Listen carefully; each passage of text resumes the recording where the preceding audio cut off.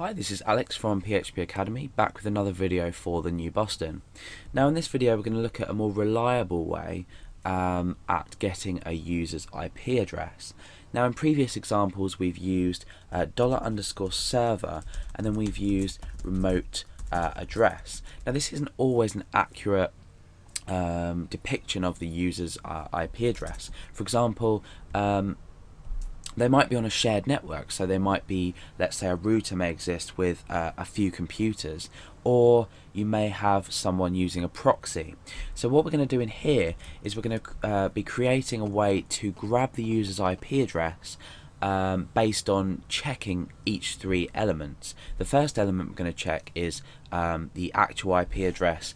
Let's say I was on a shared network. I don't want the IP address to start with 192. I want it to be the actual IP address.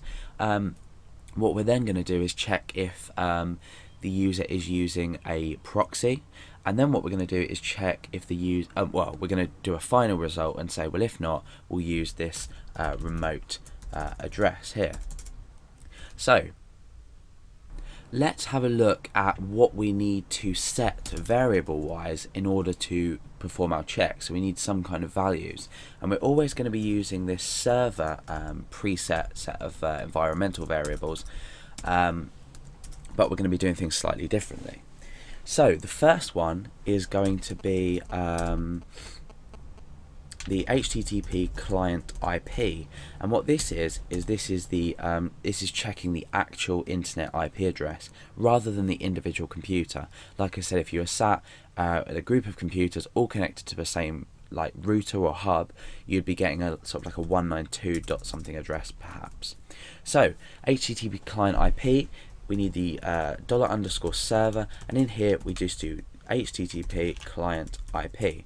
So that's the first one ticked off the list. The second one is HTTPX forwarded for. So this HTTPX forwarded for, and this is when we are checking if the user is using a proxy. So let's put HTTPX forwarded for. Okay, so the last one is the final decision, if you like. I mean, this is going to be the last option. So that we've already looked at this. So it's dollar. I'm not really going to talk about it. It's just remote address there. So we need to come up with an if statement to check each one, and we're going to use the exclamation mark, and then we're going to be using empty. So we're going to be saying not empty.